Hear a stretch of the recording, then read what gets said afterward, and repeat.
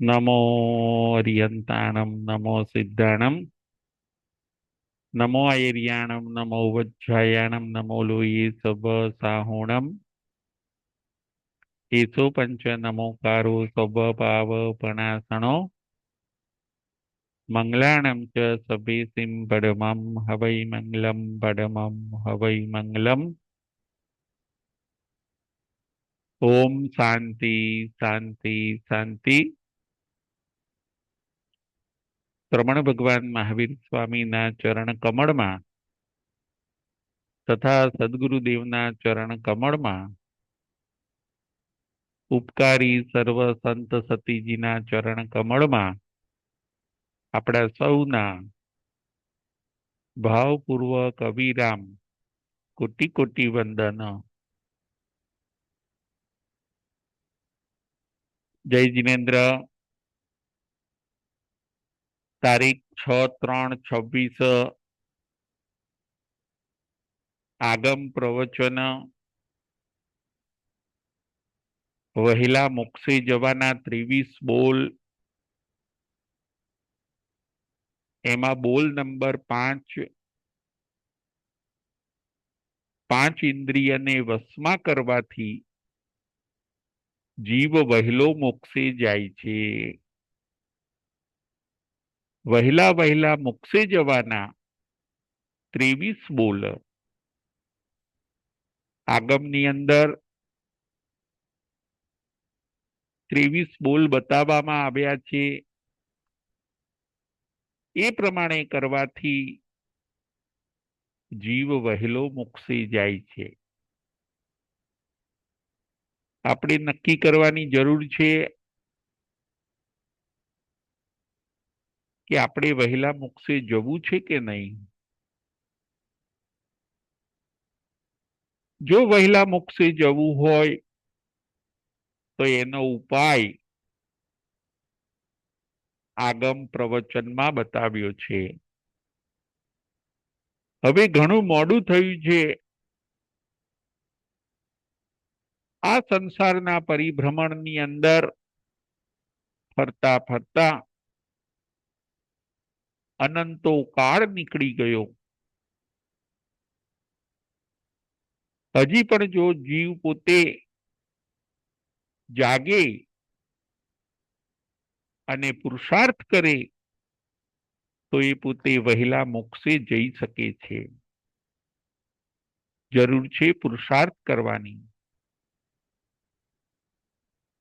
ભગવાને તો વહેલા કેવી રીતે જવાય મોક્ષે એની ટ્રીક બતાવી છે, એનો ઉપાય બતાવ્યો છે। 23 બોલ 23 એમાંથી કોઈ એકાદ બોલની મુખ્યતા હોવી જોઈએ અને બીજા બોલ ગૌણ રૂપે હોવા જોઈએ। 23 બોલની આરાધના કરવી જરૂરી નથી। એમાંથી કોઈ એક બોલની મુખ્યતા હોય અને બીજા 22 બોલ ગૌણ હોય તો ચાલી શકે, જીવ વહેલો મોક્ષે જઈ શકે। 4 બોલ આપણે જોયા। આજના પ્રવચનની અંદર આપણે 5મો બોલ જોવાનો છે। 5મો બોલ શું છે? વહેલા મોક્ષે જવાનો 5મો બોલ છે। 5 ઇન્દ્રિયને વશ કરે તો જીવ વહેલો મોક્ષે જાય છે। 5 ઇન્દ્રિયને વશ કરે તો જીવ વહેલો મોક્ષે જાય છે। 5 ઇન્દ્રિય 5 સેન્સીસ એને જો કંટ્રોલમાં રાખે તો જીવ વહેલો મોક્ષે જાય છે। આ બોલ બહુ સહેલો છે। આમાં ઉપવાસની વાત આવતી નથી, છઠ અઠ્ઠમ કે અઠ્ઠાઈ કરવાની વાત આવતી નથી, તપની વાત નથી, પૌષદની વાત નથી, માત્ર ને માત્ર ફાઈવ સેન્સીસને કંટ્રોલમાં કરવાની વાત છે. આપણને જે પાંચ ઇન્દ્રિય મળી છે એને જો આપણે વશમાં રાખીએ, બિનજરૂરી એનો ઉપયોગ ન કરીએ, તો આપણે વહેલા મોક્ષે જઈ શકીએ છીએ. આ બોલ સહેલો છે. આમાં તપની વાત નથી, દાનની વાત નથી, પૌષદની વાત નથી, માત્ર ને માત્ર જે આપણને પાંચ ઇન્દ્રિય મળી છે એને વશમાં રાખવાની છે, એને કંટ્રોલમાં રાખવાની છે. અશુભમાં જતા એ પાંચ ઇન્દ્રિયને રોકવાની છે. ફાઈવ સેન્સીસ, કાન, આંખ, નાક, જીભ અને શરીર. ફરીથી કાન, આંખ, નાક, જીભ અને શરીર. Five senses. આ ફાઈવ સેન્સીસ દુર્લભ છે, બહુમૂલ્ય છે. બહુમૂલ્ય કરતા પણ અમૂલ્ય છે. કેટલી બધી પુણ્યની રાશિ ફળે છે ત્યારે આપણને આ પાંચ ઇન્દ્રિય મળે છે. આપણે કેટલા બધા લકી છીએ, આપણે કેટલા બધા નસીબદાર છીએ કે આપણને પાંચે ઇન્દ્રિય મળી છે. એક ઇન્દ્રિય ને એક ઇન્દ્રિય મળે છે, બે ઇન્દ્રિય ને બે ઇન્દ્રિય મળે છે, તે ઇન્દ્રિયને ત્રણ ઇન્દ્રિય મળે છે, ચૌરેન્દ્રિયને ચાર ઇન્દ્રિય મળે છે અને પંચેન્દ્રિયને પાંચ ઇન્દ્રિય મળે છે. ફળી પુણ્યની રાશિ. કેટલું બધું આપણે પુણ્ય ઉપાર્જન કર્યું ત્યારે આપણને કર્મના ઉદયથી અમૂલ્ય એવી પાંચ પાંચ ઇન્દ્રિય મળી છે.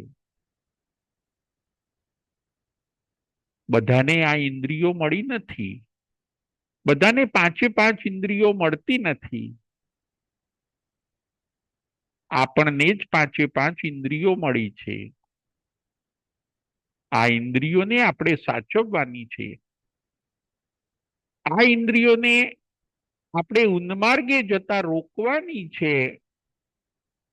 આ પાંચ ઇન્દ્રિયોને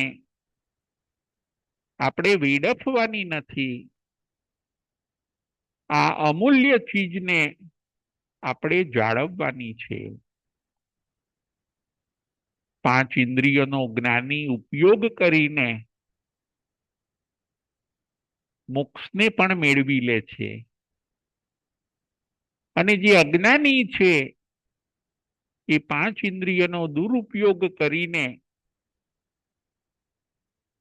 નરક ગતિમાં પણ જાય છે. પાંચ ઇન્દ્રિયનો જ્ઞાની સદુપયોગ કરે છે અને પાંચ ઇન્દ્રિયનો અજ્ઞાની દુરુપયોગ કરે છે. ઇન્દ્રિયોને સાચવો, ઇન્દ્રિયોને સન્માર્ગગામી બનાવો, ઇન્દ્રિયોને સન્માર્ગગામી બનાવો, એને ઉન્માર્ગગામી ન બનાવો. ઇન્દ્રિયો ખોટા રસ્તે ન જાય, ઇન્દ્રિયો સારા રસ્તે જાય, એ આપણે સમજવાનું છે. આપણી ચંચળતા ઘણીવાર ઇન્દ્રિયોને ઉન્માર્ગે લઈ જાય છે. 5 ઇન્દ્રિયો ઉપર સંયમ રાખવો, 5 ઇન્દ્રિયને વશમાં રાખવો, એના ઉપર જ્ઞાતા સૂત્રમાં ભગવાન 2 દ્રષ્ટાંત ફરમાવે છે. ઇન્દ્રિયોના વિષયને સ્પર્શતા ઇન્દ્રિયને વશમાં કરવાની બાબતમાં ભગવાન એક દ્રષ્ટાંત કાચબાનું ફરમાવે છે, અને ઇન્દ્રિયમાં આસક્ત બને છે એવા 5 જીવો એનું બીજું દ્રષ્ટાંત ભગવાન ફરમાવે છે. આજે આપણે 2 દ્રષ્ટાંત જોવાના છે. એક દ્રષ્ટાંત કાચબાનું અને બીજું દ્રષ્ટાંત 5 જીવોનું. આજે આપણે 2 દ્રષ્ટાંત જોવાના છે. એક દ્રષ્ટાંત કાચબાનું અને બીજું દ્રષ્ટાંત 5 જીવોનું. ગંગા નદીના કિનારે, ગંગા નદીના પાણીમાં 2 કાચબા રહેતા હોય છે. સાંજનો સમય હતો અને બંને કાચબા નદીની રેતીની અંદર ફરવા માટે નીકળે છે. સુંવાળી રેતીની અંદર બંને કાચબા ચાલે છે. ત્યાં મુશ્કેલી આવી. ઝાડીમાં સંતાઈ રહેલા 2 શિયાળ આવે છે અને એ શિયાળ કાચબાને પકડવા માટે એકદમ નજીક આવી જાય છે. બંને કાચબા જોવે છે, શિયાળને જોવે છે. પોતાના 4 પગ અને ડોક એ સંકોચી લે છે. 4 પગ અને ડોકને બંને કાચબા સંકોચી લે છે. હાલતા નથી, ચાલતા નથી. બંને શિયાળ બંને કાચબાને ઊંચા નીચા કરે છે, પરંતુ કાચબા તો પોતાની ઇન્દ્રિયોને ગોપવી લીધી છે. બંને કાચબાઓએ તો પોતાની ઇન્દ્રિયોને પોતાના શરીરની અંદર ગોપવી લીધી છે, એટલે સુરક્ષિત છે. બંને શિયાળ મહેનત કરે છે, કાચબાને ઉછાળે છે, ઊંચા કરે છે, નીચા કરે છે, પરંતુ કાચબાને મારવામાં એમને સફળતા મળતી નથી, કારણ કે કાચબાઓ ગુપ્તેન્દ્રિય થઈ ગયા. કાચબાઓએ ઇન્દ્રિયોને ગોપવી લીધી. આ બાજુ બંને શિયાળ પોતે થાકી ગયા. થોડાક દૂર જઈને બેસે છે. 2 કાચબામાં એક કાચબો ચંચળ હોય છે. થોડી વાર થઈ એટલે ચંચળ જે કાચબો હતો એ કાચબાએ પોતાનો પાછળનો ડાબો પગ બહાર કાઢે છે. એક શિયાળ ત્યાં જ બેઠું હોય છે. તરત જ ડાબા પગને પકડી લે છે. શિયાળ કાચબાના ડાબા પગને પકડી લે છે. કાચબાને એમ થઈ ગયું, મારી ભૂલ થઈ ગઈ. મારે ઉતાવળ કરવા જેવું ન હતી. મારે હમણાં પગને બહાર કાઢવા જેવો ન હતો.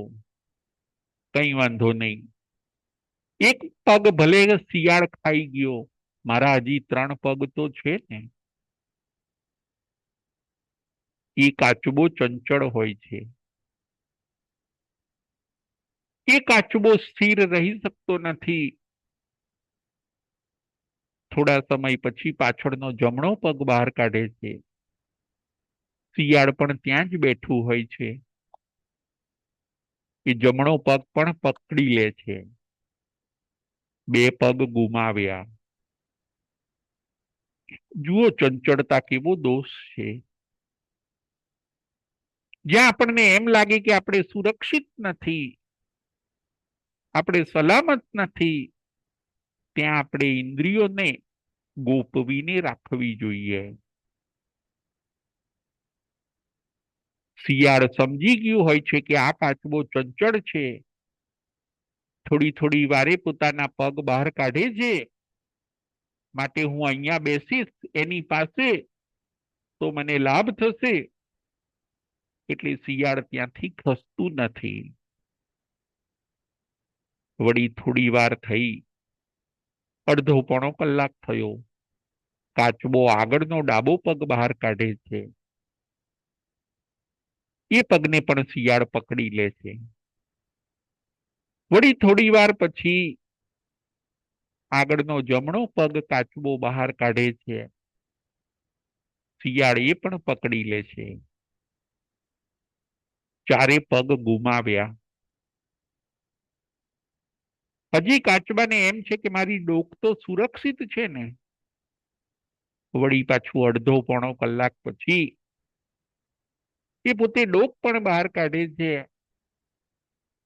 અને ત્યાં રહેલું શિયાળ એ ડોકને પણ પકડી લે છે. ચાર પગ અને ડોક, પાંચે અંગ કાચબો ગુમાવે છે. કેમ મરણને શરણ થવું પડ્યું? કારણ કે ઇન્દ્રિયો સુરક્ષિત નથી. ઇન્દ્રિયો ઉપર સેલ્ફ કંટ્રોલ કાચબાને ન હતો. અસંયમ છે ત્યાં મૃત્યુ છે, અને સંયમ છે ત્યાં જીવન છે. ભગવાન મહાવીર સ્વામી એમના શિષ્યોને આ દ્રષ્ટાંત કહે છે જ્ઞાતા સૂત્રની અંદર. એક કાચબાએ પોતાના સર્વ અંગો ગુમાવ્યા, જ્યારે જે બીજો કાચબો હતો એ કાચબો તો હાલતો પણ નથી અને ચાલતો પણ નથી. અવયવોને પોતાનામાં ગોપવીને સુરક્ષિત રીતે સેલ્ફ કંટ્રોલ રાખે છે. 3 કલાક થયા, 4 કલાક થયા, છતાં પણ એવી સ્થિરતા એને કેળવી છે, ઇન્દ્રિયોને એવી વશમાં કરી છે કે પેલા શિયાળને ખ્યાલ આવી ગયો કે આ કાચબો મનનો મક્કમ છે, આ કાચબો મનનો ચંચળ નથી. એટલે એ શિયાળ પછી ત્યાંથી જતું રહે છે. ઘણા સમય ગયા પછી પેલો બચેલો કાચબો સૌથી પહેલા ડોક બહાર કાઢે છે. ચારે બાજુ જોવે છે કે શિયાળ નથી ને. શિયાળ જતું રહ્યું હોય છે. શિયાળ જવાના કારણે હવે એ પોતે પોતાના ઉતાવળ કરીને પોતાના 4 પગ બહાર કાઢે છે, અને ફટાફટ ચાલીને એ રેતીમાંથી પાછો ગંગા નદીમાં જતો રહે છે. અમુક સમય સુધી એ કાચબાને સ્થિર રહેવું પડ્યું. 3, 4, 5 કલાક સુધી પોતાના અંગોને ગોપવીને એક સ્થાને બેસી રહેવું પડ્યું. પરંતુ એ સંયમના કારણે એ કાચબાને જીવન મળે છે. એ કાચબો સુરક્ષિત રીતે, સલામત રીતે પાછો ગંગા નદીની અંદર પહોંચી જાય છે. અને જે પેલો કાચબો હતો એ અવયવોને ગોપવી ન શક્યો, એટલે એ મરણને શરણને થાય છે. આ દ્રષ્ટાંત આપણને પણ એમ જ કે છે કે આપણને અમૂલ્ય 5 ઇન્દ્રિયો મળી છે. એ ઇન્દ્રિયોને આપણે વશમાં રાખવાની છે. એ ઇન્દ્રિયનો આપણે દુરુપયોગ કરવાનો નથી.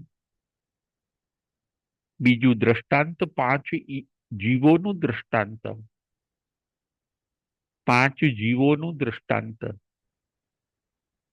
હરણ, પતંગિયું, ભમરો, માછલી અને હાથી. 5 જીવોનું દ્રષ્ટાંત. હરણ, પતંગિયું, ભમરો, માછલી અને હાથી. 5 જીવોનું દ્રષ્ટાંત. એક એક ઇન્દ્રિયમાં આસક્ત થયા અને એ આસક્તિનું પરિણામ બહુ ભયંકર આવે છે. એ આ દ્રષ્ટાંતમાં બતાવવામાં આવે છે. હરણનું દ્રષ્ટાંત. હરણને પકડવા માટે શિકારી શું કરે છે? તો કે હરણને પકડવા માટે શિકારી બીમ વગાડે છે. શિકારી એવું સિતાર વાદન કરે, એવો ધ્વનિ છોડે કે હરણ એ ગીતને સાંભળવામાં, એ સંગીતને સાંભળવામાં તલ્લીન બની જાય, મુગ્ધ બની જાય છે અને પછી શિકારી એને પકડી લે છે. હરણ અને નાગને, સ્નેકને પકડવા માટે શિકારી બીમ વગાડે છે. એવું સંગીત વગાડે કે એ કાનનો વિષય, સંગીત એટલે કાનનો વિષય. એની અંદર સંગીત સાંભળવામાં એવું આસક્ત બની જાય, હરણ હોય કે સ્નેક, અને મુગ્ધ એટલું બની જાય છે કે શિકારી એને પકડી લે ત્યાં સુધી એને ખ્યાલ ન આવે. આ છે કાનની આસક્તિ. કાન ઉપર નો અસંયમ, સાંભળવામાં એટલા ગુલતાન બની જાય, સાંભળવામાં એટલા તરબોળ બની જાય કે પોતાનું જીવન પણ ખોઈ બેસે છે. એ સાંભળતા સાંભળતા હરણને અને સ્નેકને શિકારી પકડી લે છે. જુઓ વિષયનો કેવો અંજામ આવે છે. એક એક વિષયની અંદર પણ જો માણસ ભાન ભૂલે છે તો કેવો અંજામ આવે છે, એ આ દ્રષ્ટાંત કહે છે. સંગીત સાંભળવામાં હરણ પોતે પકડાઈ જાય છે. આંખ, પતંગિયું હોય છે બટરફ્લાય, એ પોતે ક્યાંય લેમ્પ સળગતો હોય, દીવો સળગતો હોય, એ લેમ્પને સળગતા જોઈને બટરફ્લાયને એમ થાય કે આ કોઈ ફ્લાવર છે, આ કોઈ ફૂલ છે, એવું માનીને એ પતંગિયું એ લેમ્પ ઉપર બેસવા જાય છે. દીવાના અજવાળાને જોઈને એવું આસક્ત બની જાય છે. દીવાના અજવાળાને જોઈને એ પોતે એવું અંજાઈ જાય છે કે પોતે લેમ્પ ઉપર બેસવા જાય છે. પોતાને કંટ્રોલ કરી શકતું નથી. પતંગિયું પોતાને રોકી શકતું નથી. એના કારણે એ લેમ્પ ઉપર બેસવા જાય છે. અગ્નિ ઉપર જેવું બેસવા જાય છે એવું બળીને ભસ્મીભૂત થઈ જાય છે. આસક્તિનું પરિણામ. ઇન્દ્રિય ઉપર કંટ્રોલ નહીં, ઇન્દ્રિય ઉપર વિજય નથી. ઇન્દ્રિયના વિષયો કેવું આપણને નુકસાન કરે છે એ આ દ્રષ્ટાંત આપણને બતાવે છે. ભમરો, ત્રીજો જીવ છે ભમરો. ભમરો કમળની અંદર આસક્ત બની જાય છે. કમળની સ્મેલ એવી હોય છે કે એની અંદર ભમરો આસક્ત બને છે. કમળની અંદર એ પોતે ઘૂસી જાય છે. આખો દિવસ કમળમાં રહે છે. સેલ્ફ કંટ્રોલ રાખી શકતો નથી.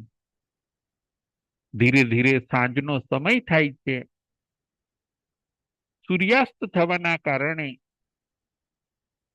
ધીરે ધીરે કમળ બીડાય છે. કમળ જેવું બીડાવાનું ચાલુ કરે છે, અંદરથી ભમરો બહાર નીકળી શકતો નથી. અંદરની અંદર પુરાઈ જાય છે. કમળની અંદર એ ભમરો પુરાઈ જાય છે, બહાર નીકળી શકતો નથી. અંદર ગુંગળાઈ જાય છે. ફસાયાનો અહેસાસ અનુભવે છે અને પછી મરણને શરણ થાય છે. ઇન્દ્રિયો ઉપર કાબુ નથી. ઇન્દ્રિયમાં એવા રસ તરબોળ થઈ જાય છે, ઇન્દ્રિયના વિષયોની અંદર એવા તરબોળ થઈ જાય છે કે પોતે સામે રહેલા મૃત્યુને પણ જોઈ શકતા નથી. માછલીનું દૃષ્ટાંત. માછીમાર માછલીને પકડવા માટે એ પોતે કાંટો તળાવની અંદર નાખે છે. એ કાંટાની અંદર લોટની ગોળી બનાવેલી હોય છે. એ સ્વાદ લેવા જવા માટે માછલી પોતે ઉતાવળી થાય છે. માછીમાર જેવો કાંટો તળાવમાં નાખે છે, માછલી ભાન ભૂલી જાય છે, બેકાબુ બને છે અને એ પોતે કાંટો જેવી ખાવા માટે જાય છે, લોટની ગોળી ખાવા માટે જાય છે, એની અંદર કાંટો હોય છે અને એ કાંટાના કારણે માછલીનું તાળવું વિંધાઈ જાય છે. એ કાંટાની અંદર માછલી પરોવાઈ જાય છે. માછલી એટલે ફિશ. એને ઇંગ્લિશમાં આપણે ફિશ કહીશું. જુઓ, કંટ્રોલ ન રાખી શકી. ભયને ભય તરીકે જોયો નહીં. ઇન્દ્રિય એવી બેકાબુ બની કે એ પોતે તરત જ લોટની ગોળી ખાવા માટે જાય છે અને કાંટાની અંદર ફસાઈ જાય છે, મરણને શરણ થાય છે. અને પાંચમા જીવનો દૃષ્ટાંત છે હાથીનું દૃષ્ટાંત. જંગલના હાથીને પકડવા માટે માણસો શું કરે છે તો કે કાગળની હાથણી બનાવે. એક મોટો ખાડો હોય, એ ખાડાની અંદર ઘાસ ભરે, કાગળો ભરે અને એના ઉપર એક બ્યુટીફુલ હાથણીને ઊભી રાખવામાં આવે. સાક્ષાત હાથણી જેવું જ લાગે એવી સુંદર હાથણીને સ્પર્શ કરવા માટે જંગલી હાથી જ્યારે નજીક જાય છે, કાગળની હાથણીને સ્પર્શ કરે છે અને એ હાથી તરત જ મોટા ખાડાની અંદર પડી જાય છે. જુઓ સ્પર્શ કરવાનો અંજામ. સ્પર્શ કરવા માટે હાથી બેકાબુ બને છે અને ખાડામાં પડી જાય છે. અમુક દિવસ સુધી એ ખાડામાં એને રાખવામાં આવે છે. પછી એ જ્યારે અશક્ત બની જાય છે, ત્યારે એના દાંત ને બધું કાઢી લેવામાં આવે છે, એને સાંકળોથી બાંધવામાં આવે છે, અને પછી એક ખૂંખાર હાથીને એક પાલતુ પ્રાણી બનાવી દેવામાં આવે છે. ઇન્દ્રિય જો વશમાં ન હોય તો આવું પરિણામ પણ આવી શકતું હોય છે. 5 જીવોનું દૃષ્ટાંત: હરણ, પતંગિયું, ભમરો, માછલી અને હાથીનું દૃષ્ટાંત. ભગવાન મહાવીર સ્વામી કહે છે કે એક એક ઇન્દ્રિયના વિષયમાં આસક્ત બનવાથી પણ 5 જીવો મરણ અને શરણને થાય છે. હરણ, પતંગિયું, ભમરો, માછલી અને હાથી, એ લોકો એક એક ઇન્દ્રિયના વિષયમાં જ આસક્ત હોય છે. એના કારણે એ લોકો મરણ અને શરણને થાય છે, અથવા તો દુઃખની અંદર એ પોતે આવી જાય છે. જો એ લોકો ઇન્દ્રિયને વશમાં રાખી હોત તો એ લોકોના જીવનમાં દુઃખ આવ્યું ન હોત. જો એ લોકોએ પોતાની ઇન્દ્રિયોને સંયમમાં રાખી હોત તો એ લોકોના જીવનમાં દુઃખ આવ્યું ન હોત. 5 ઇન્દ્રિયોને વશમાં રાખવાથી જીવ વહેલો વહેલો મોક્ષે જાય છે. આ બોલ ઉપર આજે આપણે વિચાર કરીએ છીએ. આપણી 5 ઇન્દ્રિય વશમાં છે કે નહીં એ આપણે ચેક કરવાનું છે. આપણી 5 ઇન્દ્રિયો બેફામ ન હોવી જોઈએ. આપણી 5 ઇન્દ્રિયો બેકાબુ ન હોવી જોઈએ. આપણી 5 ઇન્દ્રિયો ઉન્માર્ગે ન હોવી જોઈએ. આપણી 5 ઇન્દ્રિયો નો દુરુપયોગ ન થતો હોવો જોઈએ. એ આપણે ચેક કરવાની જરૂર છે. ઇન્દ્રિયો બહુ અમૂલ્ય છે. કેટલું બધું પુણ્ય આપણે ચૂકવ્યું છે ત્યારે આપણને કાન, આંખ, નાક, જીભ અને શરીર મળ્યું છે. આપણે અંધ ન બન્યા, આપણે બહેરા ન બન્યા, આપણે બોબડા ન બન્યા, આપણે હેન્ડીકેપ ન બન્યા. એનું જો કોઈ પણ કારણ હોય તો એ છે આપણું પુણ્ય. કેટલું બધું પુણ્ય આપણે પે કર્યું છે, અને હવે જો આપણે ઇન્દ્રિયનો દુરુપયોગ કરીશું તો આવતા ભવની અંદર પછી આપણને આ 5 ઇન્દ્રિયો મળતી નથી. જે ઇન્દ્રિયોનો દુરુપયોગ કરે છે એ લોકો આ ભવમાં તો મરણ અને શરણને પ્રાપ્ત કરે છે, અને આવતા ભવની અંદર એકેન્દ્રિય, બેઇન્દ્રિય, તેઇન્દ્રિય બને છે. ફરીથી જે લોકો ઇન્દ્રિયોનો દુરુપયોગ કરે છે એ લોકો આ ભવમાં તો દુઃખી થાય છે, મરણ અને શરણને પ્રાપ્ત કરે છે, અને આવતા ભવની અંદર એકેન્દ્રિય, બેઇન્દ્રિય, તેઇન્દ્રિય, ચૌરિન્દ્રિય બને છે. આવી સરસ 5 ઇન્દ્રિયો આપણને મળી છે. એનાથી આપણે ઘણું બધું સારું કામ કરી લેવાનું છે. આ ઇન્દ્રિયોને વેડફીને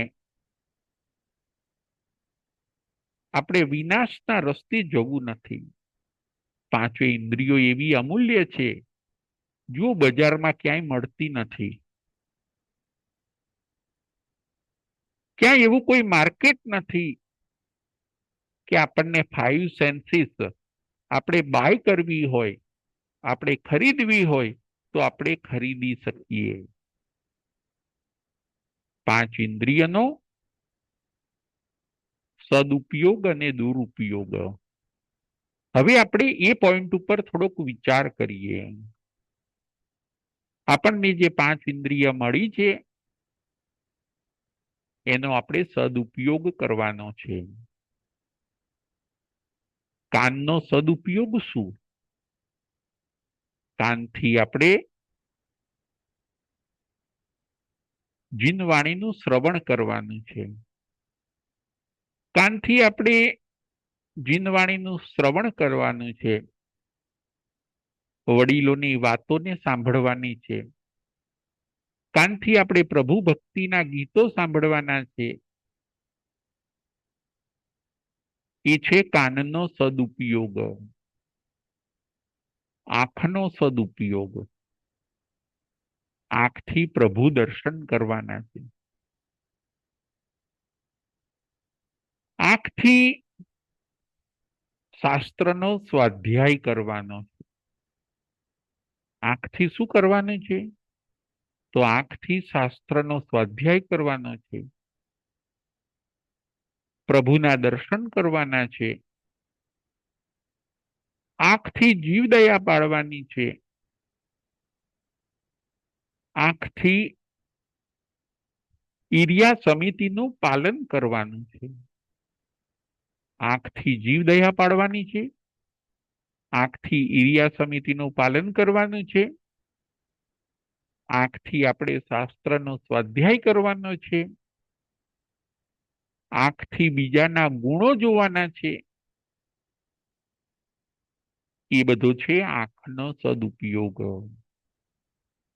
આંખનો જે સદુપયોગ કરે છે એને બીજા જન્મની અંદર પણ આંખ મળે છે. નાકનો પણ સદુપયોગ.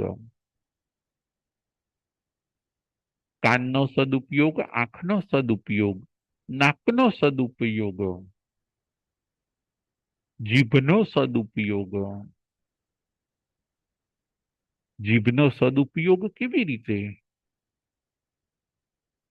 જીભથી આપણે સ્તવન અને સ્તુતિ ગાવાના છે. પ્રભુના સ્તવન સ્તુતિ. જીભથી આપણે સત્ય બોલવાનું છે. જીભથી આપણે સારું અને સત્ય બોલવાનું છે. એ છે જીભનો સદુપયોગ.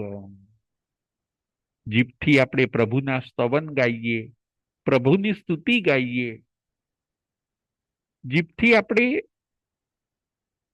સારું બોલીને પ્રવચનો કરીએ. જીભથી આપણે પ્રભુના ગાન ગઈએ. જીભથી સારી સારી વસ્તુનો પ્રચાર આપણે કરીએ. જીભથી સત્ય બોલીએ. આ બધું છે જીભનો સદુપયોગ.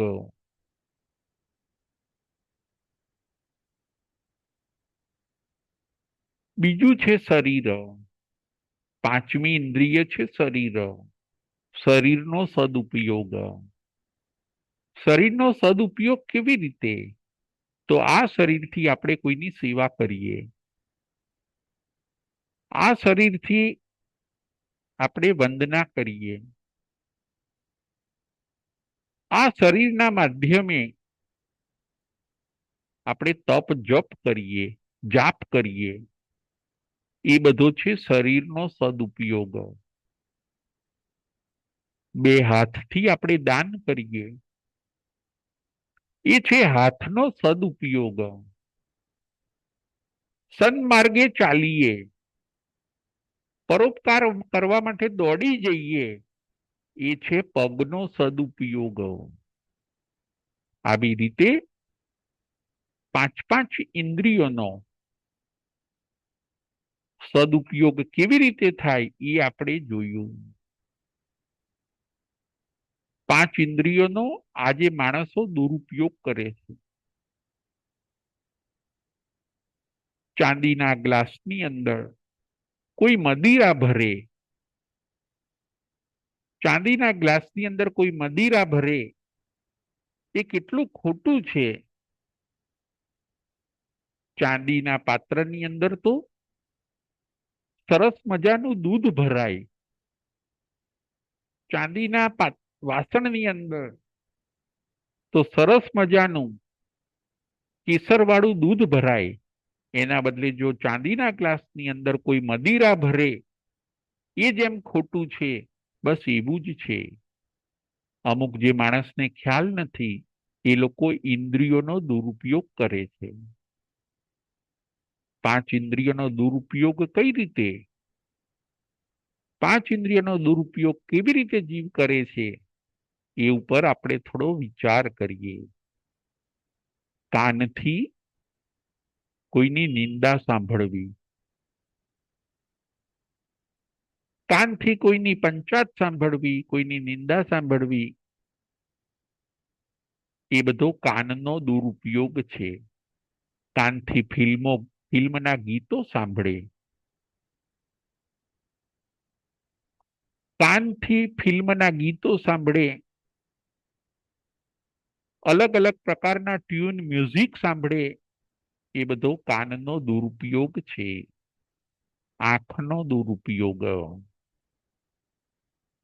આંખનો દુરુપયોગ, ટીવી જોવું, મોબાઈલ જોવા, કોઈના રૂપ અને રંગ જોવા, એ બધો આંખનો દુરુપયોગ. ટીવી જોવું, મોબાઈલ જોવા, કોઈના રૂપ રંગ જોવા, બીજાના દોષ જોવા, એ બધો છે આંખનો દુરુપયોગ. દુરુપયોગ કરવાથી સેકન્ડ ટાઈમ બીજી વાર એ વસ્તુ આપણને મળતી નથી. નાકથી મોંઘા મોંઘા પરફ્યુમ વાપરવા, મોંઘા મોંઘા આરંભ સમારંભથી બનતા પરફ્યુમ વાપરવા, ફૂલો વાપરવા, એ બધો નાકનો દુરુપયોગ છે. જીભનો દુરુપયોગ, જીભનો દુરુપયોગ કઈ રીતે? અસત્ય બોલવું, અસત્ય બોલવું એ જીભનો દુરુપયોગ. ખોટું ખોટું બોલે,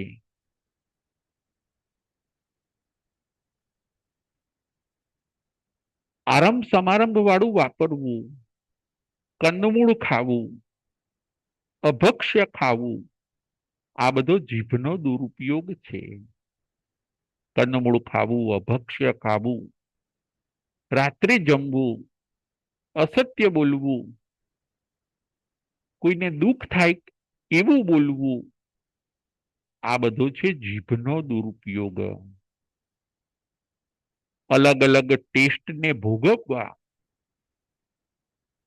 અલગ અલગ રસાસ્વાદને માણવો, આ છે જીભનો દુરુપયોગ.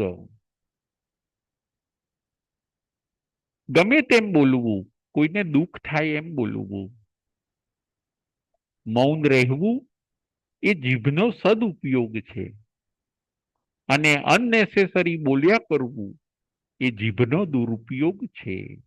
ફરીથી, મૌન રહેવું એ જીભનો સદુપયોગ છે. અને અનનેસેસરી બોલ્યા કરવું એ જીભનો દુરુપયોગ છે. મહાસતી દ્રૌપદી બોલવામાં ભૂલ કરી. જીભ એક છે પણ એના કામ બે છે. જીભ એક છે પણ એના કામ બે છે. એક જમવાનું અને બીજું કામ છે બોલવાનું. મહાસતી દ્રૌપદીએ બોલવામાં ભૂલ કરી.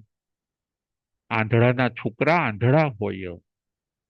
જુઓ ઇન્દ્રિય ઉપરનો અસંયમ. જીભ ઉપર એ કંટ્રોલ ના રાખી શક્યા. આંધળાના છોકરા આંધળા હોય. અને દુર્યોધને જ્યારે આ સાંભળ્યું, દુર્યોધનને બહુ ખોટું લાગી ગયું. અને કથાકારો કહે છે કે આ બે શબ્દના કારણે આખું મહાભારત સર્જાઈ ગયું. જીભથી આપણે બોલવામાં પણ ધ્યાન રાખીએ, ક્યાંય એવું ન બને કે ગમે તેવું બોલાઈ જાય અને એના કારણે મોટું મહાભારત સર્જાઈ જાય. મૌન. ભગવાન મહાવીર સ્વામીએ 12.5 વર્ષ ધ્યાન અને મૌન કર્યું. કોઈ ભગવાનને પૂછે તમે કોણ છો, બસ એટલો જ જવાબ આપે, અહમ ભિક્ષુ, હું ભિક્ષુ છું. 12.5 વર્ષ સતત મૌન રાખ્યું.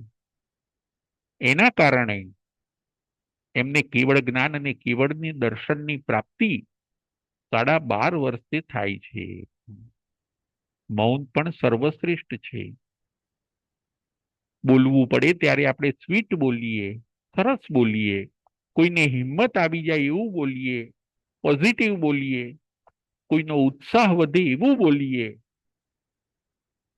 પરંતુ જ્યારે કોઈને દુઃખ થાય એવું બોલવાનો પ્રસંગ આવે ત્યારે આપણે સ્મિત સાથે મૌન રહીએ એ વધારે શ્રેય છે. રોજના 1000-2000 શબ્દ અંદાજે બિનજરૂરી જીવ બોલે છે. આ છે જીભનો દુરુપયોગ. અંદાજે રોજના 1000-2000 શબ્દ આપણી ટેવ એવી પડી ગઈ છે કે એના કારણે 1000-2000 શબ્દ અનનેસેસરી દિવસ દરમિયાન ફાલતુ વાતોમાં ગામ ગપાટાની અંદર બોલાઈ જાય છે. આ છે ઇન્દ્રિયનો દુરુપયોગ, જીભનો દુરુપયોગ. આજે આપણે જોઈએ સ્વાદ માટે પણ જેટલા સ્વાદ વધ્યા છે એટલા રોગ વધ્યા છે. પહેલા આટલા બધા સ્વાદ પણ નહોતા અને આટલા રોગ પણ નહોતા. આજે માણસ વાઈન પીવે એના કારણે એનું લીવરને ખલાસ થઈ જાય છે. કઈ તમાકુને એ ખાય એના કારણે જડબાનું કેન્સર થાય છે. અમૂલ્ય એવી ઇન્દ્રિયોને આ બધા ભોગ કે ઇન્દ્રિયનો દુરુપયોગ એ એને મોટું નુકસાન પહોંચાડે છે. ઇન્દ્રિયો ઉપર જો આપણો સંયમ હશે તો મોટા નુકસાનથી આપણે બચી જઈશું, અને ઇન્દ્રિયો ઉપર જો આપણો સંયમ નહીં હોય તો મોટું નુકસાન ઇન્દ્રિયોને થાય છે. અને પછી એ ઇન્દ્રિયોને સારી કરવી બહુ ડિફિકલ્ટ હોય છે. જીભનો દુરુપયોગ ન થાય એનું આપણે ધ્યાન રાખીએ. શરીરનો દુરુપયોગ. આજે માણસો શરીરને આળસ અને પ્રમાદમાં રાખે છે. શરીરને કેળવે નહીં, એના કારણે કામ કરવાની ટેવો છૂટતી જાય છે. સેવા કરવાની ટેવ છૂટતી જાય છે. ચાલવાની ટેવ આજે છૂટતી જાય છે. કેમ આવું? તો કે શરીરને આપણે કેળવ્યું નથી. શરીરને પણ કેળવવાની જરૂર છે. પોઈન્ટ આપણે જોયો. કયા પોઈન્ટ ઉપર આપણે વિચાર કર્યો? તો કે 5 ઇન્દ્રિયનો સદુપયોગ અને 5 ઇન્દ્રિયનો દુરુપયોગ. જે બુદ્ધિશાળી વ્યક્તિ છે એને હવે 5 ઇન્દ્રિયનો દુરુપયોગ કરવાનો નથી, પરંતુ 5 ઇન્દ્રિયનો સદુપયોગ કરવાનો છે. હવે આગળનો પોઈન્ટ આપણે જોવાનો છે કે ઇન્દ્રિયો વધારે બગડે છે વિષયોથી, ભોગ ભોગવવાથી ઇન્દ્રિયો બગડે છે, ઇન્દ્રિયોને નુકસાન પહોંચે છે. ભોગ વિલાસને 5 ઇન્દ્રિયના વિષયોને વિષ સમાન કીધા છે કે આ વિષયો ઇન્દ્રિયોને નુકસાન કરે છે. 5 ઇન્દ્રિયના 23 વિષયો. વિષયો વિષ સમાન છે. વિષ એટલે ઝેર. એ 5 ઇન્દ્રિયના વિષયો એ ઇન્દ્રિયોને નુકસાન પહોંચાડે છે. એ વિષયોને 3 ઉપમા સાથે સરખાવવામાં આવ્યા. વિષયોને ત્રણ ઉપમા આપી કે વિષયો કેવા છે. કામ ભોગ, ભોગ વિલાસ ના વિષયો કેવા છે, તો કે એને ત્રણ દ્રષ્ટાંત સાથે સરખાવ્યા. નંબર 1, વિષયો કેવા છે, તો કે ખરજવા જેવા છે. નંબર 2, વિષયો કેવા છે, તો કે અગ્નિ જેવા છે. અને નંબર 3, વિષયો કેવા છે, તો કે દરિયા જેવા છે. વિષયો કેવા છે, તો કે ખરજવા જેવા. જેમ કોઈને ખરજવું થયું હોય અને આપણે જેમ ખણીએ એમ ખણ વધારે આવે. બસ આ વિષયો પણ એવા છે. ઇન્દ્રિયોને જો તમે વિષયોની ટેવ પાડશો તો એ વિષયો માગ્યા જ કરશે. ઇન્દ્રિયોને તૃપ્તિ થવાની નથી.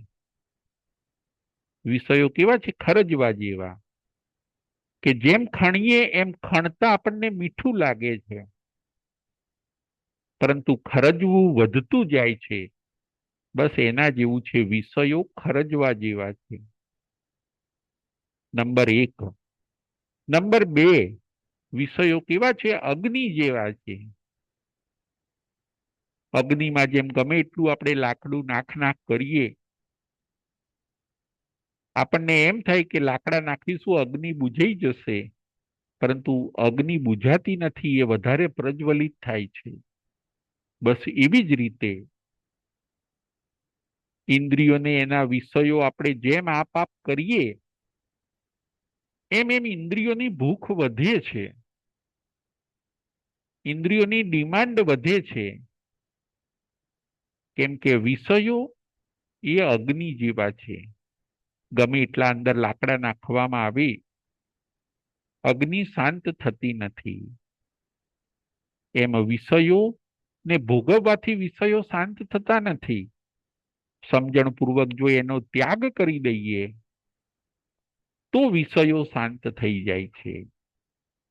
નંબર 2, વિષયો અગ્નિ જેવા છે. અને નંબર 3, વિષયો દરિયા જેવા છે. દરિયો, એમાં ગમે એટલી નદીઓ આવે છતાં દરિયો ભરાતો નથી. દરિયો અતૃપ્ત જ રહે છે. બસ આ વિષયો એવા છે. એને ગમે એટલું આપ્યા કરો,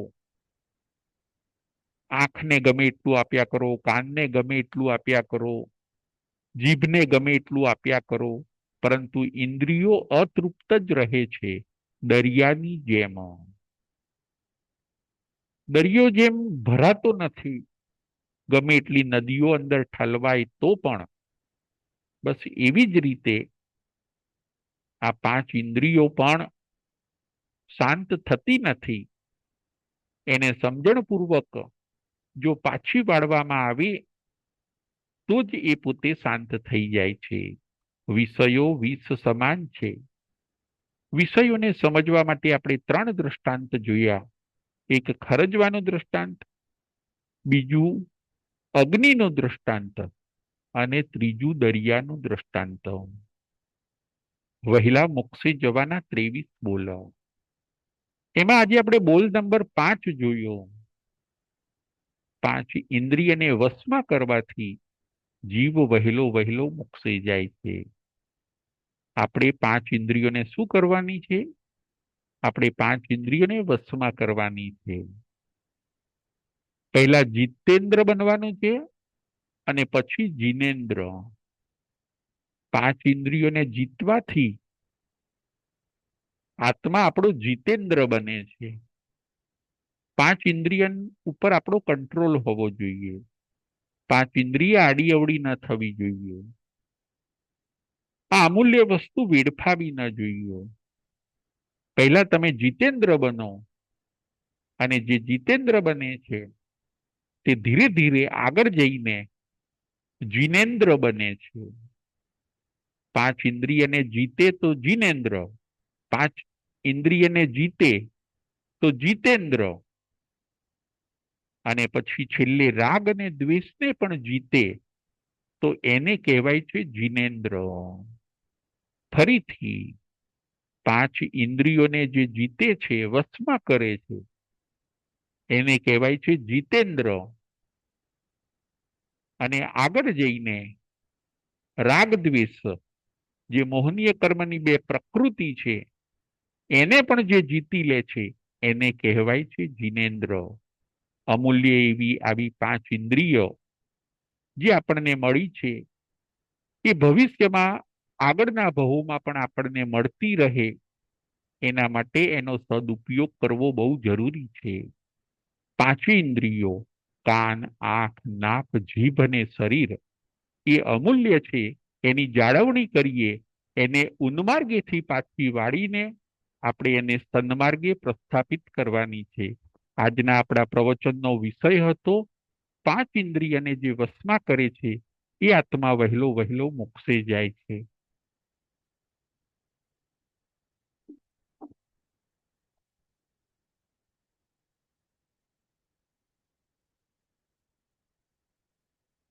પ્રશ્નોત્તરી.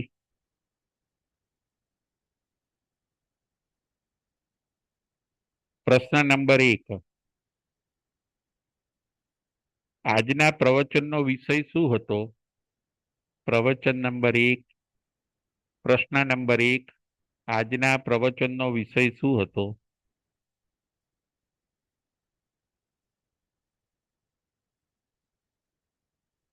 સંગીતાબેન મહેતા.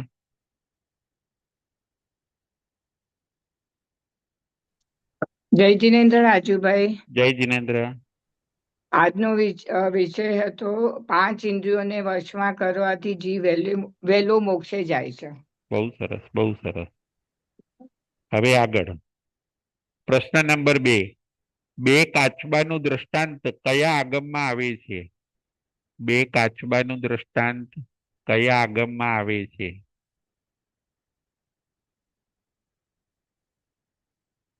સુધીરભાઈ શાહ. જય જિનેન્દ્ર. જય જિનેન્દ્ર. બે કાચબાનું દ્રષ્ટાંત જ્ઞાતા સૂત્રમાં આવે છે. બહુ સરસ, બહુ સરસ. આગળનો પ્રશ્ન.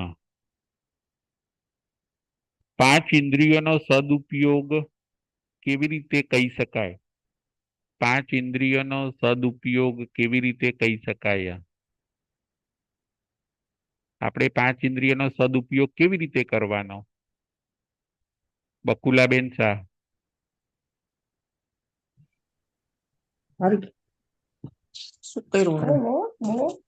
જય જિનેન્દ્ર જય ગુરુદેવ. જિનેન્દ્ર. સાતામા ગુરુદેવ. હા, સાતામાં છે. હા, પાંચ ઇન્દ્રિયના સદુપયોગમાં કાનથી જીનવાણી સાંભળવાની, કોઈની નિંદા કુટલી સાંભળવાની નહીં, જીનવાણી જ સાંભળવાની, અને કોઈની સારી વાતો સાંભળવાની, અને આંખથી પ્રભુ દર્શન કરવાના, સ્વાધ્યાય કરવાનો, કોઈના ગુણ જોવાના, આ બધું સારું જ જોવાનું, ખરાબ કોઈની વસ્તુ જોવાની નહીં, એનો આંખનો સદુપયોગ છે.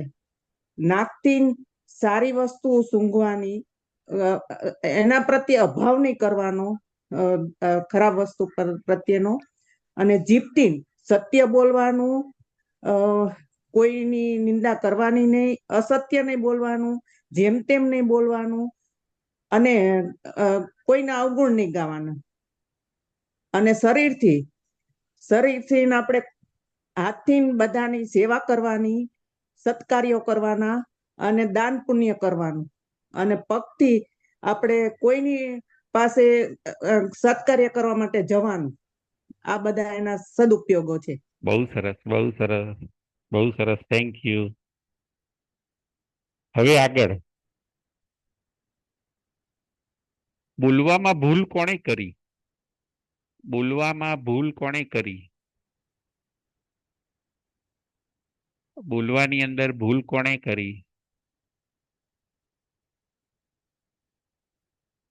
બોલવાની અંદર ભૂલ કોણે કરી? રાજેન્દ્રભાઈ શેઠ. પ્રણામ ગુરુજી. પ્રણામ. દ્રૌપદીએ કરી. બહુ સરસ, બહુ સરસ. હવે આગળનો પ્રશ્ન. ભગવાન મહાવીર સ્વામીએ કેટલા વર્ષ મૌન કર્યું? ભગવાન મહાવીર સ્વામીએ કેટલા વર્ષ મૌન કર્યું? કલ્પનાબેન શાહ, ભગવાન મહાવીર સ્વામીએ કેટલા વર્ષ મૌન કર્યું? જય જીનેન્દ્ર. જય જીનેન્દ્ર. ભગવાન મહાવીર સ્વામીએ 12.5 વર્ષ મૌન સાધના કરી. બહુ સરસ, બહુ સરસ. આગળનો પ્રશ્ન, રોજના કેટલા શબ્દ બિનજરૂરી બોલાતા હશે? રોજના કેટલા શબ્દો બિનજરૂરી બોલાતા હશે? પ્રિલાબેન શાહ. જય જીનેન્દ્ર સાહેબ. જય જીનેન્દ્ર. રોજના લગભગ 1000 થી 2000 શબ્દો એમનેમ બોલાતા હશે. બહુ સરસ, બહુ સરસ. Thank you. હવે આગળનો પ્રશ્ન, છેલ્લો.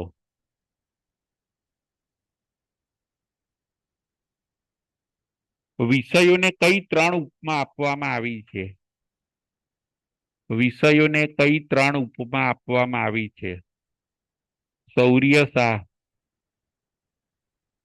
વિષયોને કઈ 3 ઉપમા આપવામાં આવી છે? જય જીનેન્દ્ર. જય જીનેન્દ્ર. વિષયોને ખરજવાની, અગ્નિની અને દરિયા એ 3ની ઉપમા આપવામાં આવી છે. બહુ સરસ, બહુ સરસ. પછી હવે છેલ્લો પ્રશ્ન, કયા 5 જીવો એક એક ઇન્દ્રિયમાં આસક્ત થયા તો પણ મરણ અને શરણને થયા? કયા 5 જીવો એક એક ઇન્દ્રિયોમાં આસક્ત થયા તો પણ એ લોકો મૃત્યુને પામ્યા?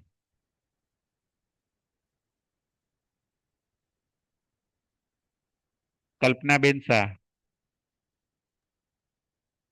જય જીનેન્દ્ર. જય જીનેન્દ્ર. 5 જીવો છે તે પતંગિયું, ભમરો, માછલી, હાથી ને હરણ. બરાબર. અને હરણ. હરણ. બહુ સરસ, હરણ. બહુ સરસ. એક એક ઇન્દ્રિયમાં આસક્ત થાય છે તો પણ મરણ અને શરણ થાય છે. બહુ સરસ, બહુ સરસ. હવે સુધીરભાઈ શાહ. સુધીરભાઈ શાહ,